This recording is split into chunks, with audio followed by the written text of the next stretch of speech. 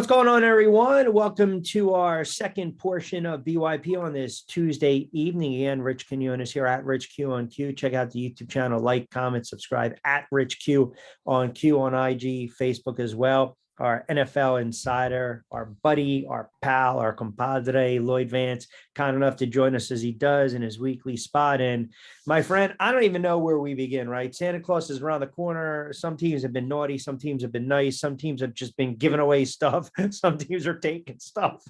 What's going on, pal? Q, it was incredible.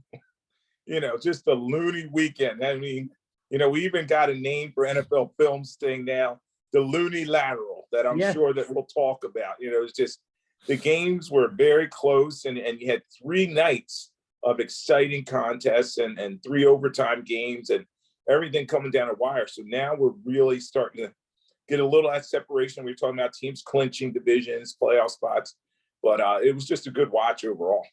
Well, let's talk with the loony lateral. I mean, you played the game. I just, for the life of me, this is a Bill Belichick coach team, right? Let's not forget. Oh, by the way, Joe Judge, ha ha ha. But anyway, special teams. I mean, that play could ultimately keep them out of the playoffs, but I just don't understand, why are you trying to get cute in that spot? Yeah, the score's tied 24-24. And yes, the running back made a very nice run, and he's getting down the field. But obviously, they're playing prevent D, and they're not going to let him in. And the first lateral, you can say, okay, maybe he's trying to do something there. But Jacoby Myers, you have to know the game situation. Yes. And, know that it's not the thing where you need to score to win the game, that just go to overtime. And he's a former quarterback, and he drops back 20 yards, and he corks this thing. And, Chandler Jones is standing there and is like, thank you very much. And then he just pushed Mac Jones right to the ground with a stiff arm for the ages and takes it to the house. So the Raiders, a team that probably got beat by Baker Mayfield the week before, now it's their turn to get the probable win. And now the Patriots are standing there scratching their heads. I just mentioned this too earlier. If Chandler Jones pursues the back, right, he finishes off the play, he's not even there to intercept the lateral. I mean, think about it, because he's kind of running downfield. I mean, he slips, he falls, he doesn't follow through, he gives up on the play, and he just happens to just be playing center field. Very bizarre. And for a team in the Raiders that blew a boatload of 17-point leads this year, they get one back in the most bizarre fashion. I mean, it's almost reminiscent of the play years ago where, what was it, Miami and New England, right? With the all the laterals, and they had contact there, and the big man, the robot's not going to be able to tackle anyone in that regard. And then, just when we thought we saw everything from that game, you rewind it and you go to what we saw Saturday between the Indianapolis Colts and the Minnesota Vikings, when the Vikings came back from the largest deficit in NFL history. And I was making a joke. I mean, if you're Jeff Saturday, you're trying to figure out if your key card still works at the mothership. I mean, that was, again, I don't understand. Is it flat out coaching in that regard? Is it just tightening up? Is it just an ultimate meltdown collapse? The inability to just make the one stop or get that first down, keep a drive alive? Because this, when you have games like that in the NFL throughout history, and you're a team that blows a lead like that, somewhere along the way, you'll look back and you'll say, all we really had to do was convert one third down when we were up by 14 or up by 13 or up by 17, and we couldn't do it. And it was that snowball effect. I mean, what did you make of that collapse? Yeah, it was an incredible game to watch. I almost turned it off. And it starts at the top. Irsay gives the job to a guy that does not have NFL head coaching experience. Yes, he coached in high school and all that, but his team just spit the bit. And unfortunately, once again, it's Matt Ryan. I saw a tweet today. He has the largest deficit comeback in terms of regular season, NFC championship game, and in Super Bowl, all the same quarterback. So I know they lost Jonathan Taylor to the bad high ankle sprain in this game, and but you got to find a way to just kill the clock out and just get out of there. I mean, 33-0. They just gave them hope, and then they just weren't covering on the backside. Jefferson started having a field day on them, and Kirk Cousins gets too comfortable back there. And then you look at the big play, which was the 60-some yard little screen pass touchdown run by Dalvin Cook that basically tied the game. A lot of missed tackles in that scenario. So the Colts, their team is going to find a way to lose. Unfortunately, there's probably a lot of changes coming down the pike this offseason for them. And, Jeff Saturday's holding down the fort, but it's tough being an NFL head coach. So I pulled up the play chart. 33-0, Minnesota scores, makes it 33-7. Okay. These are the next possessions by Indianapolis. Kick a field goal. It was 6 plays, 28 yards. They had a long kickoff return, 36-7. Minnesota scores 36-14.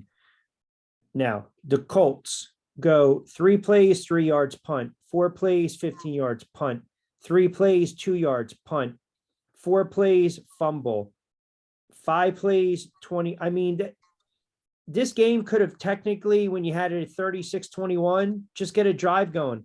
Every time, there's only one time the Vikings didn't score, they turned the ball back over, and it's still 36-28. When they got the ball, the Colts went 5 plays for 20 yards, and they burned 24 seconds left on the clock. Yeah. I mean, that's just... Yeah, and Ryan, as veteran quarterbacks, got to do a better job in terms of using a whole play clock, not snapping the ball until 2 seconds or so left on the clock, and you just kind of salt it away. And their defense was leaking oil, and why not keep them on the sidelines for a little bit longer? But it's a great thing for Minnesota, who's now one of the 10 one-possession games this season. They're living on the edge. They're a team. They're the second seed in the NFC, but you got to wonder, how good is this group, and can they win a real game when it matters in the playoffs? Yeah, and you mentioned those one-possession games. The Giants are 8-2. The Giants travel to Minnesota to take on the Vikings. Vikings laying a couple points in that one. The Giants on Sunday night. I mean, look, I don't really know what to say, because I'm not going to sit here and apologize for calls going their way. I mean, you and I have talked for how many years now? How many calls have we seen against this team? How many bad calls have? I mean, I can go back the laundry list of plays that have gone against the Giants, and every fan in the NFL can go back. It just so happened those calls were so blatantly bad. Even the play where McLaurin was set at the line. Right. Like, I don't understand that. The line judge basically gives you the thumb up. I went back and watched that play 20-something odd times. As soon as the ball was snapped, it's almost as though he had his hand already in his pocket to throw. That's a major problem. You want to sit there and say the last call is subjective, even though it was pass interference, make no bones about it. But because it was at a certain point of the game, right? If that makes sense. But the play prior to it, the flag that took away the Robinson touchdown, the rushing score. I mean, what do you do with that? Yeah. They always say, and I used to coach Pee Wee football, my son and his team. I used to say, don't leave it in the ref's hands. They're always going to screw it up. You hate to be like that, but they should not influence the game at those types of situations. So why not leave the flag in your pocket? And that's what they were trying to do, leave it in their pocket. But if it's blatant, you got to call something. And particularly that pass interference to Samuel, he's jumping over his back, climbing on him. And then you're right. They interviewed McLaurin after the game several times, and he said, look, I checked with him not once, but twice, 2-3 times.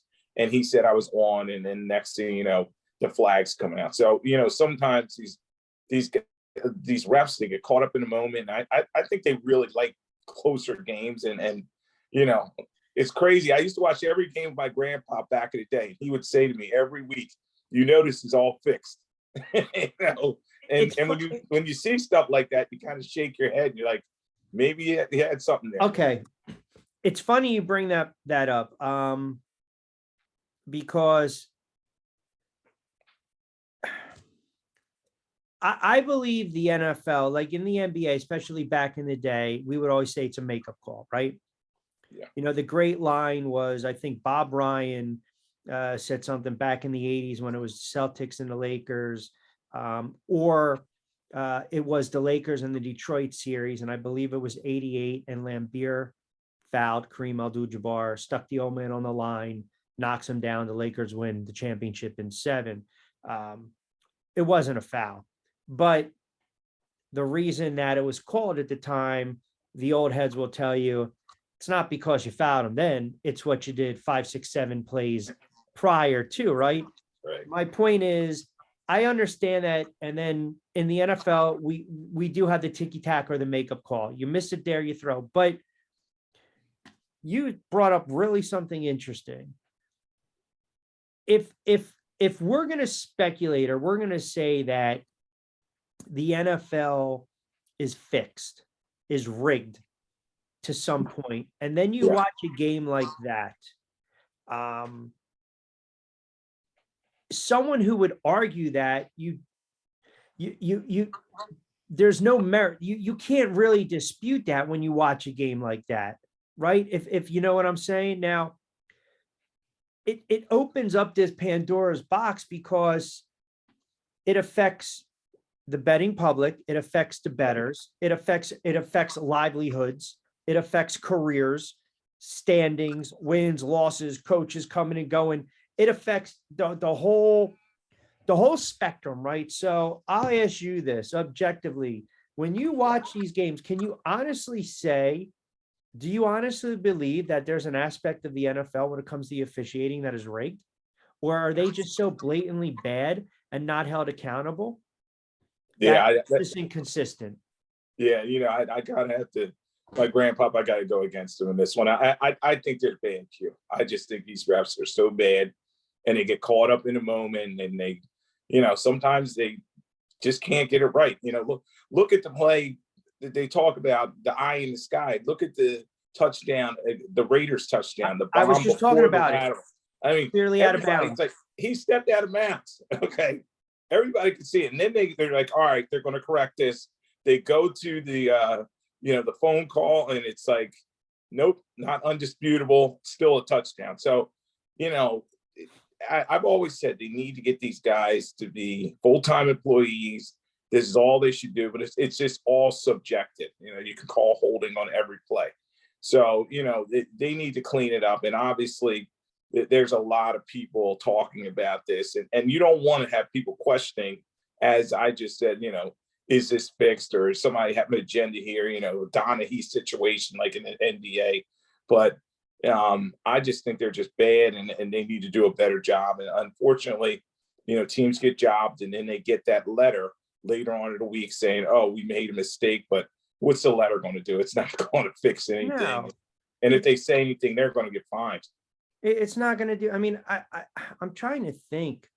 This is going back to the late 70s.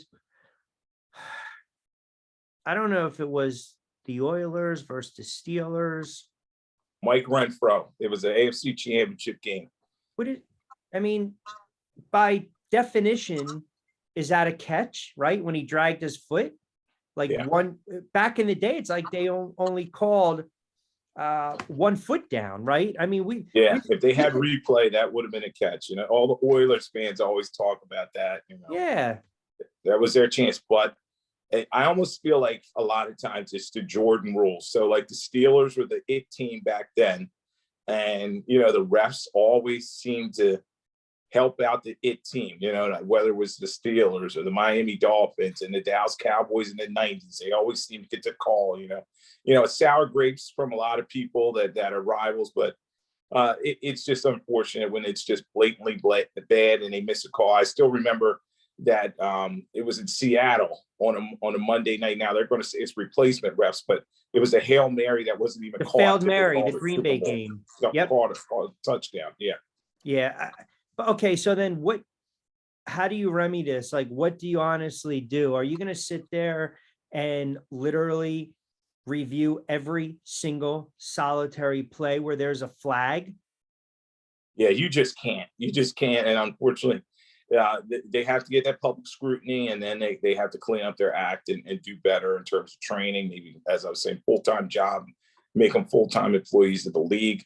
Like earlier this year, we saw that play where Tom Brady was not roughed, and they called roughing, and it continued the game and allowed the Bucs to win it. So, we're always going to be able to point to probably 10 situations a year, and unfortunately for Washington fans, that they're going to always point to, was McLaurin onside or not? But they still would have had to get to 2-point conversion, and who would have known what would have happened from there. Listen, Jet fans, I mean, I know a ton of Jet fans. My cousin's a Jet fan. He still complains back in the day, the Gastineau roughing the passer on Bernie Kosar in 86. You listen to the old-time Jet fan, right?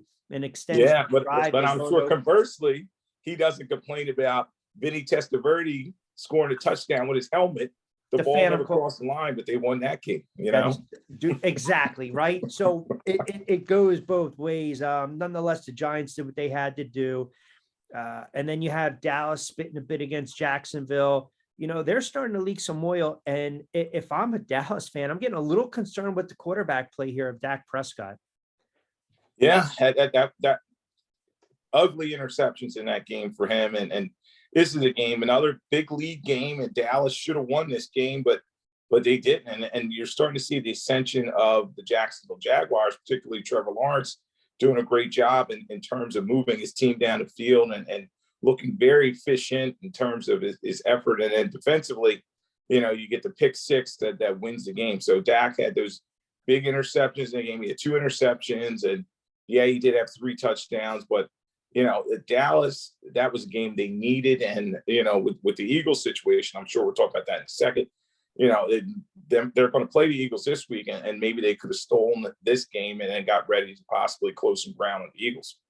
Yeah, and you mentioned the Eagles getting disposing of the Bears. And the Bears, Justin Fields is going to be a nice little quarterback. They just need to give him some weapons. As far as Hurts, don't know if he'll go. We saw the movement in the line. Obviously, it blew up a little bit for 1 to 3 to 6, settled back down to 5 because now he might play.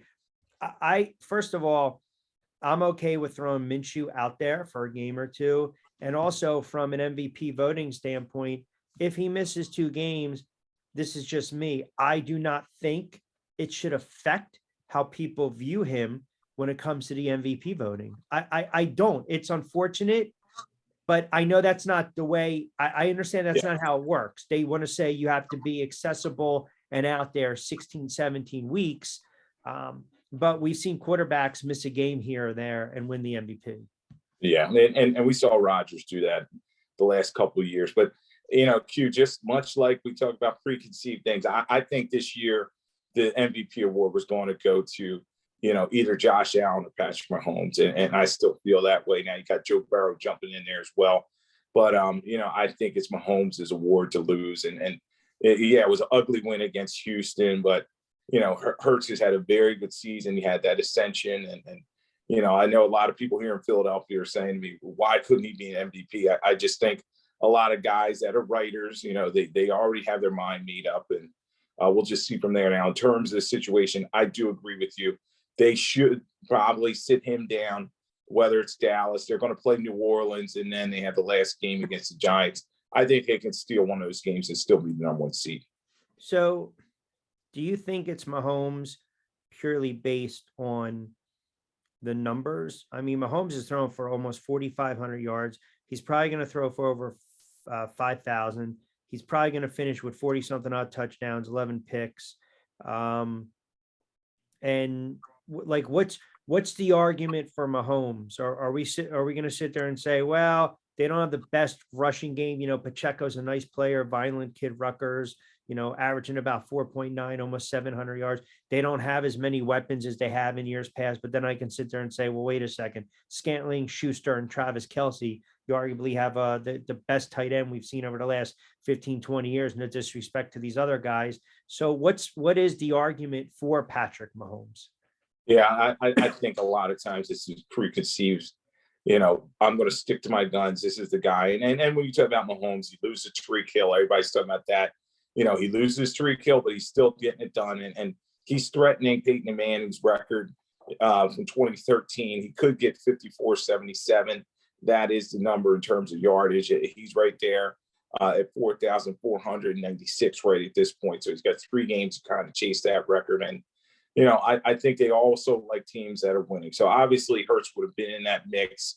Maybe it's a regional bias or something, but it's going to be interesting to see how the voting shakes out. I think Hurts, like you were saying, Q, I think he's a gamer. He may go out there and give it a go. The Eagles are playing it very close to the vest. They're not talking a lot about the damage in that shoulder. And we're just going to have to see over the next couple of games. But I have a feeling he's not going to play in that game against Dallas. You know what's amazing about Mahomes? This is only his 5th year in the league as a full-time starter.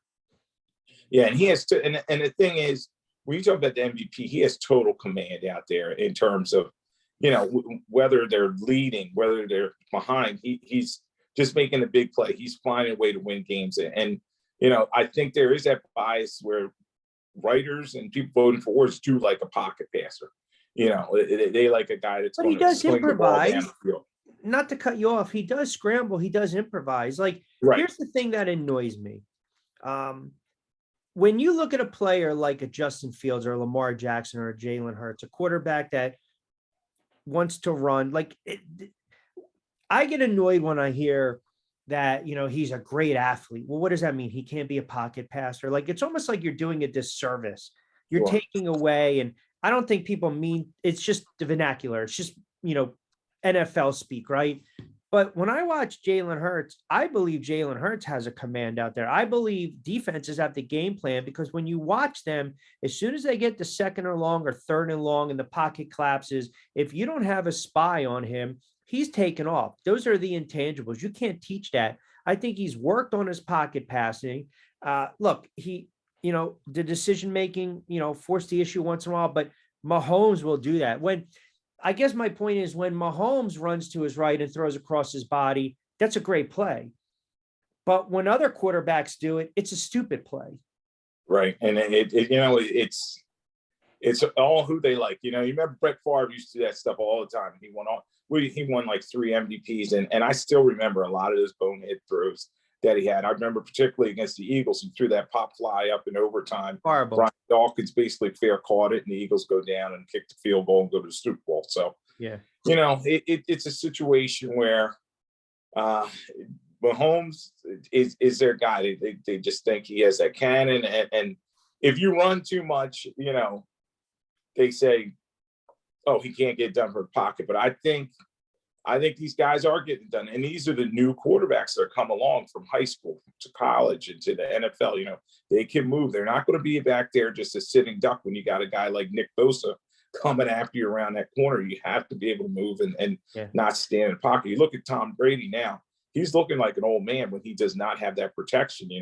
He's kind of folding up as soon as somebody gets near him. And you don't have to run all the time, but look at Joe Burrow. He kind of slides when he needs to. He moves around the pocket and gets the job done with his legs as well. So, it's just like, do the writers have this kind of bias against these running quarterbacks? And I think they do.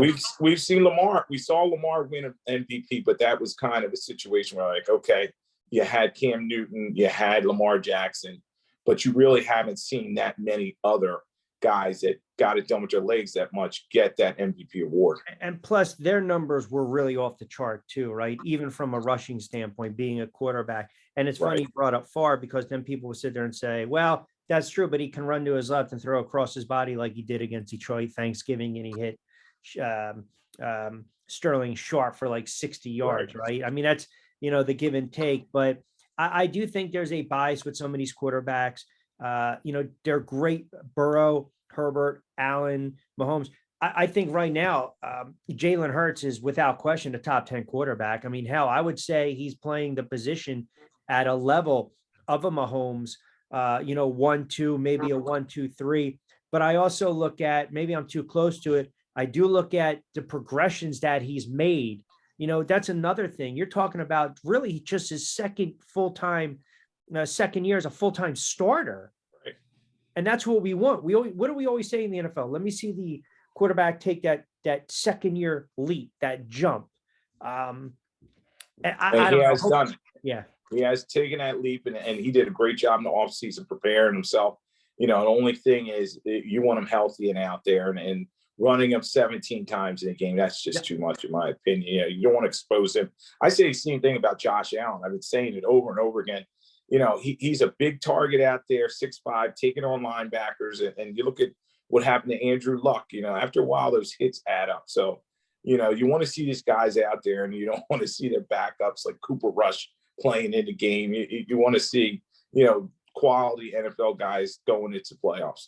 No, that's a great point, because you have to start to wonder if the hits, the accumulative effect on some of these hits, and that's why some of these guys, their body starts to break down a little bit. But isn't it ironic though, right? I mean, think about this. Carson Wentz was having that MVP-like season and gets hurt in the Rams, and they had a great record. Jalen Hurts gets hurt against Chicago. They still win the game. He throws a touchdown pass a couple plays later, and now he might be out for a game or two. I mean, the parallels. Yeah, it's crazy. I already started off all my Eagle cousins. They started. We still got it. It's going to be just like when Nicky Foles came in there. I still think they'll be fine, because it's only going to be a game or two. Yeah, I think they will be fine to get the number one seed, and we'll see from there. The playoffs are a very interesting thing. Obviously, Hurts and Sirianni have not won a playoff game yet, but they're young in their maturation, as you're saying. So, let's see what their opportunity is. And the NFC, it's so open, and you have to say the Eagles are head and shoulders above everybody, particularly the way Dallas has been playing in Minnesota of late. Yeah, absolutely. Tuesday edition of BYP. Rich Quinones here. Our guy, our NFL Insider Lyold Vance, joining us as he typically does throughout the NFL season. All right, some of these games start with Thursday. Jacksonville and the Jets. Jacksonville picks up the big win against Dallas. The Jets had a couple opportunities. We're talking about these blown leads and some of the foolish play. I mean, the Jets, if you're a Jet fan, you still got to wonder what the hell's going on with your quarterback, right? Because the way people are talking to New York, this kid can't even throw a football, and he stinks, and get rid of him. I don't think he's very good, but I also know he's a young quarterback. But then, you got to bring up the clock management late by Robert Saleh. I mean, if they just conserved a little more time, burn the time out here and there, now you're talking 20-something odd seconds that you might have to play with a couple plays, and maybe you make that field goal a lot shorter, or you take a couple shots in the end zone. So it falls on the coach in that play, in that regard. And still Zach Wilson, the question marks with Zach Wilson Thursday night should get the nod. No Mike White. Yeah. They don't believe in Zach Wilson. You can see it, and it all the way from the top down, but they're stuck with him because Mike White has those ribs injuries, and he's just not going to be able to get out there and take the hits. And it's unfortunate, because he is one of those guys we talked about that moves around and makes some plays with his legs. And, Zach Wilson's got to rally this team. So this is a playoff type game, playoff atmosphere. You have two teams fighting for that 7th spot. Jacksonville, as I was talking about earlier, is very hot coming in this game. You have Trevor Lawrence, who's finally playing like that first overall pick. And then defensively, Jenkins and the rest of those guys are coming after you. So this is a big battle. I just think Wilson and Knight's banged up in the backfield for them. And he's getting the ball to Garrett Wilson here and there, but I just don't see the Jets making enough plays, and they're kind of reeling at this point. I think Jacksonville's going to come in there and make it interesting, because Tennessee, let's not forget, they're only a little bit ahead of them in that AFC South division. Giants on the road against Minnesota, off the win against Washington. I think that line's going to close around 3. I can see it reach maybe 3.5. Minnesota coming off an unbelievable comeback over Indianapolis. I don't know if you buy into the theory of a letdown game, so to speak, but I'm a Kirk Cousins fan. Hopefully he has one of those games where he's 20 or 36 for 210 and a couple picks. It's a tough spot for the Giants, because they still don't have a ton of offensive weapons, but we're seeing that the young kid, the rookie Thibodeau, KT, can make some plays. They got back Williams. You still have Lawrence. So their key is to get to Kirk Cousins and try to force some turnovers here. Yeah. And Q, this is a scrappy battle. Let's see which team is going to step up here. You talk about Kayvon Thibodeau in that win against Washington, 12 tackles, 1 sack. He's just a game wrecker, and he had the sack, strip, recovery for the touchdown. So he's going to be coming after Kirk Cousins, and they've had protection issues in terms of O'Neal on their tackles on the edge. He just, he can be beat. So that's going to be fun to watch. And then you have Justin Jefferson on the other side against a very banged up Giants secondary. So, this is going to be another nail biter for the Vikings. Vikings, as we talked about, they've won 10 of those single possession games. And which Giants team is going to show up? Is Saquon going to play like he did this week against Washington, where he's able to run down the clock and salt that game away? Or is he going to play like he did against the Eagles, where he didn't really show up in that game? So it's a good game. It's indoors. I expected a close one. So, if the Giants are getting what you were saying about 3 points or so, I'd probably say, all right, it's a field goal game. We've seen it over and over again with the Vikings. So maybe the Vikings win it on a field goal with the Giants. I'd say take the points. Look for the over, man. Look for the over in that one. A very hot team, Cincinnati. They won 6 straight, laying 3.5 against New England. Obviously, New England coming off that debacle against the Raiders. I just think Cincinnati right now is, we always talk about those teams like the Lions. We mentioned them last week, right? Like the 49ers. A team that's hot at the right time. And Cincinnati's putting up a ton of points. They're protecting the quarterback. I mean, look what they did against Tampa Bay after the botched fake punt and the issue there. I mean, they just turned them over 4 or 5 times. Their defense is getting into the mix. So it's amazing for a team that went to the Super Bowl and lost it. It's hard sometimes when you say the follow-up year getting back, but they've seen to kind of turn the corner now, and they're arguably playing, some of the best football in the NFL. Yeah, Q, and they're chasing they're ahead of the Ravens now and now Lamar Jackson, you're not sure he's going to play with that knee injury. So, you talk about Joe Burrow, Joe Poole, he's a guy never gets too high or low. And every time Tom Brady turned that ball over, or the fake punt we talked about, it was a short field for him. And he took advantage of it, whether it was him or Mixon, Higgins and Boyd. And, Jamar Chase is one of the best young receivers in the game. So, they're finding a way to get it done with the Bengals. I was surprised. I'm not going to lie to you. I thought, okay, they have the Super Bowl loser hangover, and this is a team that's very competitive. So, they're going to New England. It's going to be cold out there. There could be some snow, and it's going to be interesting to see how Burrow attacks this situation. But, when I look at him, he's a guy that's an MVP type quarterback that we're talking about. So I think they go in there and they get the job done and they stay ahead of the Ravens. Yeah, I mean, try not to offend my listeners in Ohio when I was doing my coffee, my radio up there for a cup of coffee, saying that they had that loser mentality, losing the Super Bowl, coming back. Yeah, well, you can always see a team that loses Super Bowl. They usually take that step back. Now this year, it's the winner, which is crazy. Horrible, man. 4-10. They can't get it done. I watched that game last night, and after a certain point, you're like, all right, these guys just rolled over. I didn't even flip it on for a minute. I was watching Yellowstone. I couldn't get into that kind of nonsense. I mean, that is going out with a friggin' whimper, that team. How about San Francisco? They're laying 7, 10-4, 6-1 at home against Washington. And already some of the fans are complaining. They want Wentz. They don't want Heineke. I mean, I'm thinking, what are you doing? But whatever. San Fran, like I said, they're red hot. They play very well at home. They cover the number 2. They put up points. They're playing defense. I guess it just comes down to the quarterback not making mistakes.